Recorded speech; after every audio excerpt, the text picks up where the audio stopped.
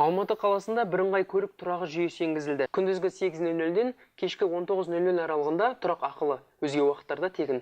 Алғашқы ақылы тұрақ Зенков көшесінде, Жібек жолы мен Мақатаев көшелерінің қиылысында орналасқан. Тұраққа Алматы көлік тұрақтары мобильді қосымшасы арқылы төлем жасауға болады. Ақылы көлік тұрағының 1 сағаты 100 теңге. Оның алғашқы 15 минуты тегін. Тұрақ ақысын көлік қойылған соң 15 минут ішінде төлеу қажет. Көлік иелері үшін SMS жіберетін 7757 нөмірі жұмыс істейді. Ол Апарк MG-KZ веб-порталы арқылы жүзеге асады. Әр 15 минут сайын оның жұмысын Алматы арнайы техпаркинг сервисінің инспекторлары қадағалап тұрады. Ақылы тұраққа қойылған көліктер суретке түсіріледі. Алматы арнайы техпаркинг сервис терминалдарының ақпараттары қаланың ішкі істер департаментіне бірден беріледі. Мұнда адам факторы мүлдем жоқ. Инспекторлардың ақылы жұмыс жасауына тыйым салынған.